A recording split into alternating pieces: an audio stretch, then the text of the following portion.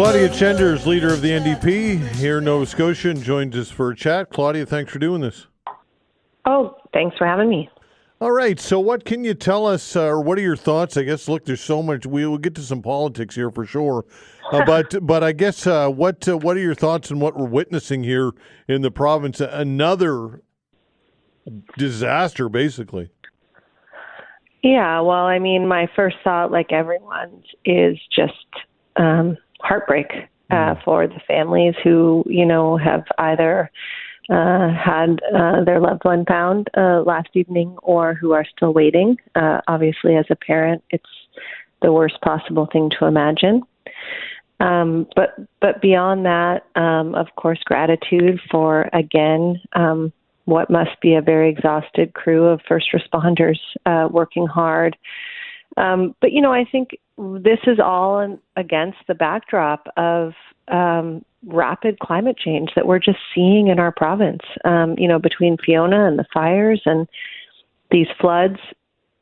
It's uncontroversial to say that our climate is changing. And so, for someone in my position, the question is, what do we do about it?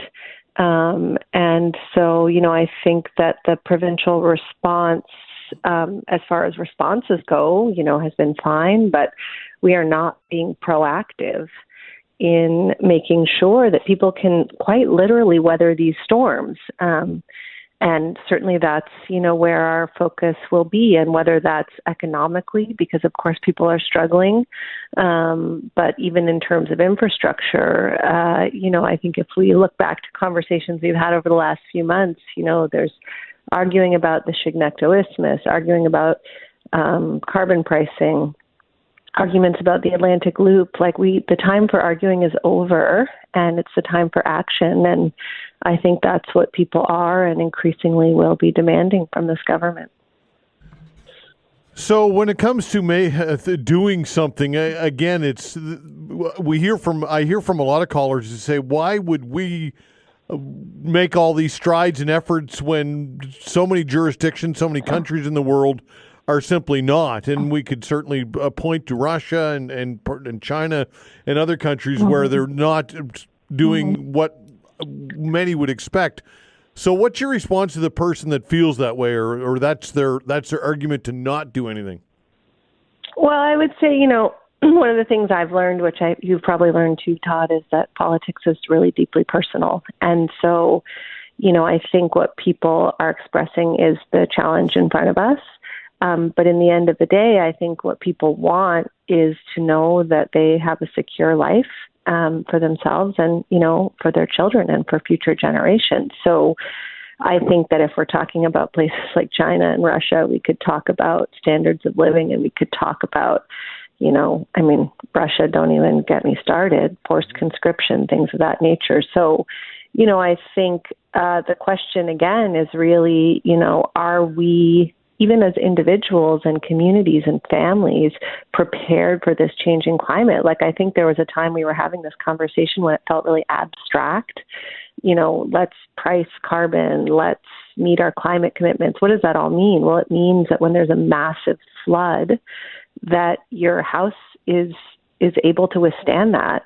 And when that we have an energy system that is affordable for you, and that you can afford to pay your bills.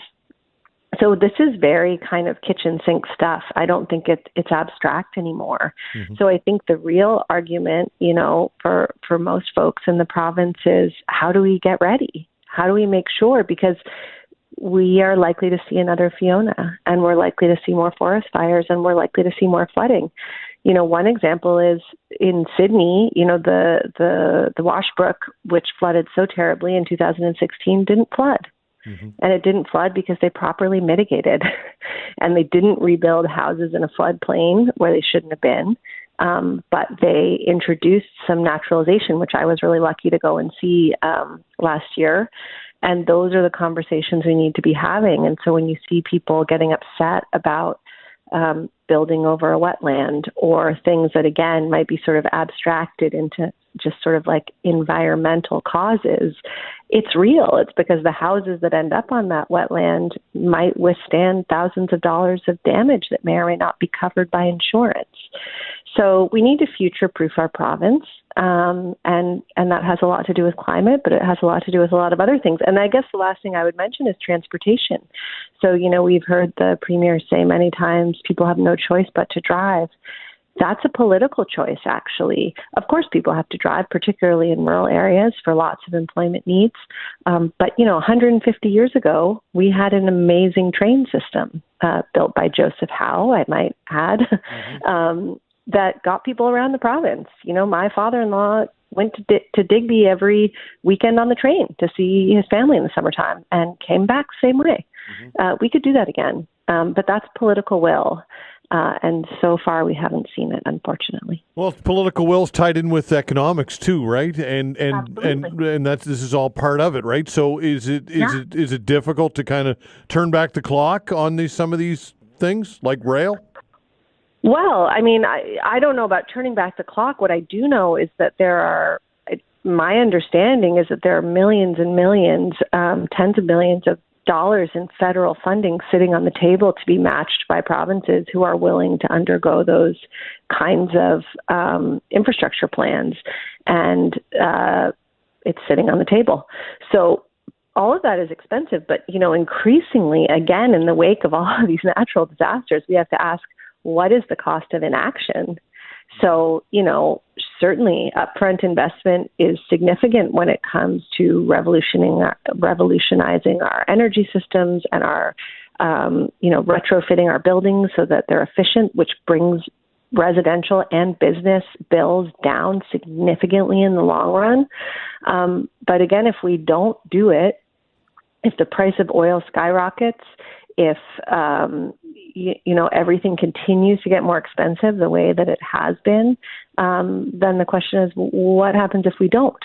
How much money are people going to spend cleaning up from these fires and floods? And what is the impact to small businesses in our economy? We have so many small businesses suffering now who have been wiped out. I know in Bedford and other parts of the province, an ounce of prevention is worth a pound of cure. And I really believe that. That's not a sophisticated economic analysis, I know, Todd, but those exist too. And it's something that we're not talking about and that we really need to. Carbon tax. What's your takeaway on the federal carbon tax?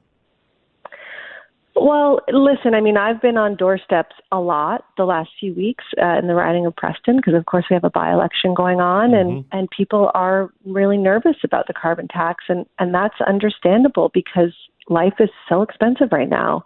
But the reality is, we knew that the federal government was going to price carbon for a long time. And again, instead of acting to find a solution that would be more affordable and more effective for Nova Scotians, potentially, this government picked a fight and said, we dare you to do it. We don't want you to. It doesn't work with the federal government, and we know that. So, we're stuck with it for now. And so now the question is, now what? And so now what we need to do is make sure Nova Scotians can pay their bills. And so that includes a lot of the things we were talking about, like increased efficiency incentives. So you're not using as much oil, more rebates on, maybe smaller cars or more efficient cars so that folks who don't necessarily have to drive a large vehicle or a pickup, don't. Now, on the other hand, there are lots of people who do and who have to do that for work every day, and we understand that. And so what are the ways that the government can mitigate those costs? So we've introduced lots of suggestions. I think for very low-income folks, certainly at the very least, doing things like indexing income assistance is really important so people can actually afford to eat. But, also, as we've talked about over the last year, waiving pharmacare fees for families and seniors so that they can afford their medication. Taking action on housing, whether it be through some kind of rent control and absolutely through massively increasing the non-market housing supplies, people can afford their housing. And most recently, we've been pushing the government to waive the tax on groceries So we know that basic grocery items aren't taxed, but there are lots of things we buy in the grocery store that are.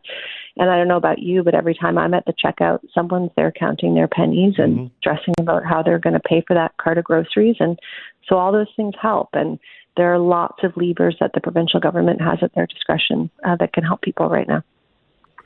Okay, and I think that, and I've talked a lot about this on the show, but individuals as well. I mean, people don't need to stand around and wait for government to do things when it comes to the environment and climate or whatever. And I guess you touched on this earlier by mentioning people could perhaps drive smaller vehicles, et cetera, make decisions. But I think that the individual and the power of the individual can't be overstated. Oh, absolutely. And so a lot of the things that we've been talking about are ways that governments can incentivize folks to make good choices.